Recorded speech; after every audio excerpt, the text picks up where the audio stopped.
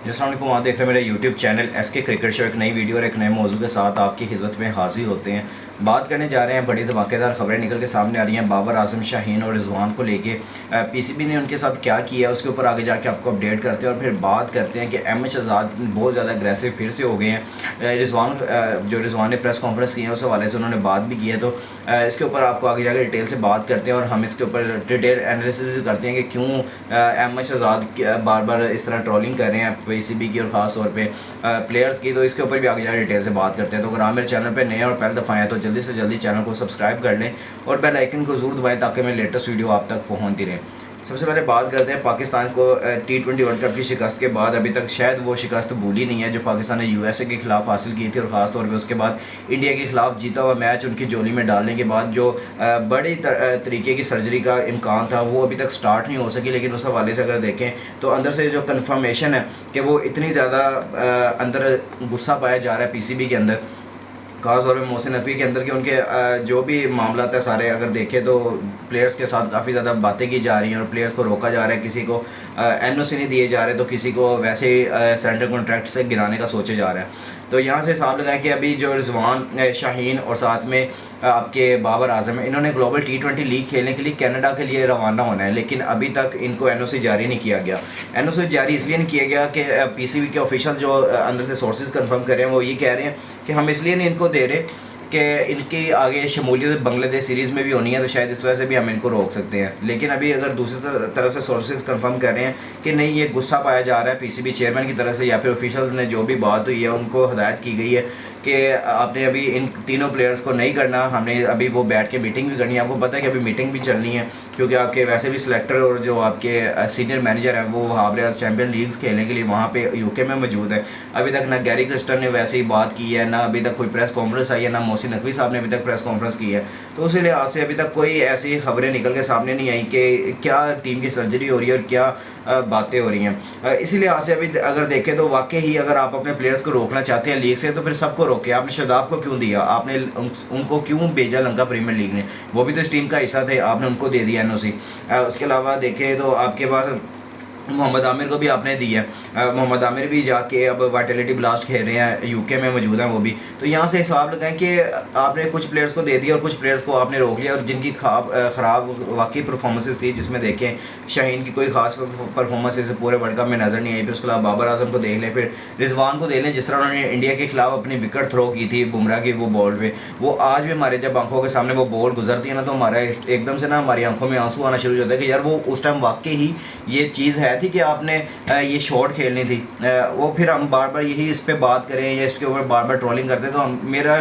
खास तौर पे मेरा वे ऑफ टॉकिंग ये नहीं है कि मैं बार बार अपने प्लेयर्स को ट्रोल करूं या कोई उनके ऊपर बात करूं। ठीक है, वो एक टाइम था गुजर गया, लेकिन उस टाइम से निकल के आगे की तरफ हमने देखना है कि आगे हमारा क्या सिनेरियो बनेगा, हमने आगे किस तरह अपनी टीम को लेके चलना है, अपनी टीम को किस तरह बेनिफिट्स हमने इसको देने हैं, फिर प्लेयर्स को अपने जान मरवानी है ग्राउंड में। तो यहाँ से अगर देखें तो हम अगर अपने प्लेयर्स को ख़राब करेंगे, जिसमें अगर शाहीन है, रिजवान है और बाबर है, तो यानी कि अगर अपने मेन प्लेयर्स को भी अगर आप लोग ख़राब करेंगे तो फिर आपकी क्या अपॉर्चुनिटी होगी या क्या आपकी स्ट्रैटेजी होगी आपकी फ्यूचर के लिए कि आप किन प्लेयर्स के साथ जाएंगे, क्योंकि आपके प्लेयर्स यही हैं जो आपकी टीम के जान है, जिस पे आप देखिए पूरी टीम रिलाई करती है। आप अगर इनको साइलेंट करेंगे, आप इनको इस तरह तंग करेंगे तो इनके लिए मुश्किलात हो सकती हैं और आपके लिए भी ख़ास तौर पे हो सकती हैं, क्योंकि आपने टीम अपनी चलानी है जिसमें आपके मेन प्लेयर्स होने चाहिए, जिसमें बाबर रिजवान तो ओबियसली और साथ में जो शाहीन है उनका प्लस पॉइंट है कि वो बॉलिंग में आपको करके देते हैं। तो आपके यानी कि इन प्लेयर्स के खिलाफ अगर आप इस तरह की बातें करेंगे या आप इस तरह इनको NOC जारी नहीं करेंगे, फिर आप लोग अपनी सारी यानी कि तवज्जो इनके ऊपर ही रख देंगे कि नहीं हमने इनको रोकना है और हमने इनको अपना सारी ये चीज़ें याद करवानी, तो आपने फिर शादाब को भी नहीं देनी थी जो इस टाइम लंका प्रीमियर लीग खेल रहे हैं। तो फिर सबके साथ आप इक्वलिटी रख के चलें, आप इस तरह नहीं कि आप इन प्लेयर्स को दे दें और आप दूसरे प्लेयर्स को जो मेन प्लेयर्स हैं उनको रोक लें। तो आप अगर बाकी उनको बांग्लादेश सीरीज़ के लिए आपने रोकना तो फिर उनको बताएं कि आपने बांग्लादेश सीरीज़ का टीम का हिस्सा होना है, तो आपको इसलिए हम रोक रहे हैं। अगर नहीं तो आप फिर उनको भी NOC दें, वो भी जाके लीग्स वगैरह खेलें, पैसे कमाएं, वो भी ज़रा अपने अकाउंट्स वगैरह बढ़ लें। तो आप लोग ये मेन चीज़ है कि अपने प्लेयर्स जो आपके मेन जो रीढ़ की हड्डी है इस टीम के, तो आपने उसको किस तरह मैनेज करना है, तो ये सबसे बड़ी बात है। तो इंशाल्लाह इसके ऊपर आगे आते हैं। तो अब दूसरी तरफ MH आज़ाद हैं जो कि आपको पता है एग्रेसिव रहते हैं, और एग्रेसिव रहने के बाद जिस तरह वो सोशल मीडिया पे ट्रोलिंग कर रहे हैं। मोहम्मद रिजवान ने पिछले दिनों प्रेस कॉन्फ्रेंस की थी और मैंने भी जो मैंने छत पे बैठ के वीडियोस बनाई थी, मैंने उसमें रिजवान की वो प्रेस कॉन्फ्रेंस की बात भी की थी और मैंने कहा भी था कि यार रिजवान को ये लगता नहीं करना चाहिए था, और मुझे लगता है कि ये नहीं करना चाहिए था कि वाकई कि रिजवान को प्रेस कॉन्फ्रेंस कोई करनी चाहिए थी। अभी तक ना पीसीबी चेयरमैन की तरफ से कोई प्रेस कॉन्फ्रेंस आई है, ना आपकी टीम के कैप्टन की तरफ से कोई प्रेस कॉन्फ्रेंस आई है। तो आपने किस लिहाज से प्रेस कॉन्फ्रेंस की और आपने उसमें फिर सारी चीज़ें अल्लाह के निज़ाम पे, फिर आपने मज़हब कार्ड खेल के आपने वाकई वो चीज़ें जो सारी डाली है कि नहीं वो अल्लाह की तरफ से सब कुछ हो जाता है। बेशक अल्लाह की तरफ से होता है, लेकिन मेहनत आपके अपने हाथ में है कि आपने किस तरह वो सारी चीज़ें अपनी मैनेज करनी है, किस तरह करके फिर अल्लाह ताला भी उनकी मदद करता है जो अपनी मदद आप करते हैं। तो यहाँ से साहब ने कहा, तो एम एस शहजाद का ट्वीट एक निकल के सामने आया। उन्होंने कहा कि ये वाकई मायूस कौन है कि कुछ खिलाड़ी गैर ज़रूरी प्रेस कॉन्फ्रेंस करके और मज़हब कार्ड का इस्तेमाल करके वर्ल्ड कप में अपनी ख़राब कारकर्दगी को छुपा रहे हैं। जब वो अपनी फ़िटनेस के बारे में झूठ बोलते हैं और जब वो तस्लीम करते हैं कि वो मैदान में अदाकारी कर रहे थे, तो मज़हब कहाँ जाता है? क्या मज़हब आपको दूसरों को धोखा देना और मैदान में झूठ बोलना सिखाता है? आपको मैदान में परफॉर्म करने के लिए पैसे दिए जाते हैं और आप इसके बजाय टीम में ग्रुप बंदी में शामिल होते हैं, और मज़हब हमें ये सिखाता है कि हम अपनी ज़िम्मेदारी को पूरी अज़म के साथ अदा करें और अपनी तकलीफ़ के बारे में झूठ ना बोलें। इन खिलाड़ियों के कुछ तर्जमान चाहते हैं कि इन्हें एक और मौका दिया जाए, लेकिन क्यों? ये पाकिस्तान की टीम है और ये इनके घर की टीम नहीं है जहां वो खेल सके। अगर वो एक और मौका चाहते हैं तो वो अपनी टीम बना सकते हैं और अपने दोस्तों के साथ खेल सकते हैं, लेकिन अब पाकिस्तान क्रिकेट टीम के लिए नहीं। तो यहाँ से साहब लगाया कि एम एस शहजाद का ये एग्रेसिव जो ट्वीट है, उन्होंने वाकई जो बात की है इनमें मैं 50% उनके साथ करता हूँ, लेकिन अगर वो ज़्यादा खुल के ट्रोलिंग करेंगे तो उनके लिए भी बेस्ट नहीं है। अगर वो वैसे भी टीम के साथ अगर जुड़ना चाहते हैं या टीम के साथ खेलना चाहते हैं तो उनके लिए बेस्ट है कि आप ज़रा थोड़ी सी नरम लहजे के साथ अगर बात करें तो ज़्यादा अच्छा हो जाएगा। क्योंकि वैसे भी अगर देखें तो दूसरी तरफ टीवी चैनल में बैठ के उन्होंने पूरा महीना वर्ल्ड कप में पूरे ट्रोलिंग की है, हर तरीके से बात की है। फिर उसके अलावा अगर दूसरी इनकी ट्वीट देखो तो उन्होंने फिर पीसीबी चेयरमैन साहब के खिलाफ किया। उन्होंने कहा पीसीबी ने वर्ल्ड कप में इंतहाई मायूसकुन कारकर्दगी के बाद 12 खिलाड़ियों को दुनिया भर की लीग्स में खेलने की इजाज़त दे दी है। इन खिलाड़ियों को कोई शर्म नहीं है और उन्होंने पाकिस्तान के लिए परफॉर्म नहीं किया, लेकिन अब वो हमेशा की तरह लीग क्रिकेट खेलेंगे। क्या पीसीबी की तरफ से ये करना दुरुस्त है? कहाँ है वो बड़ी सर्जरी जिसका चेयरमैन पीसीबी ने वादा किया था और सर्जरी अभी तक क्यों शुरू नहीं हुई? मैनेजर और हेड कोच की जाने से जमा कराई गई रिपोर्ट के मुताबिक खिलाड़ियों के खिलाफ अभी तक कार्रवाई क्यों नहीं की गई? ये खिलाड़ी पाकिस्तान के लिए खेलने में कम दिलचस्पी रखते हैं और सिर्फ लीग्स के मुआहदों की परवाह करते हैं। हमने पाकिस्तान में डोमेस्टिक क्रिकेट खेलने के लिए मुख्तलिफ लीग्स के मुआहदों से इनकार कर दिया, लेकिन इन खिलाड़ियों को कोई शर्म नहीं आती और उन्होंने ख़राब वर्ल्ड कप के बाद लीग्स खेलने की इजाज़त मांगी।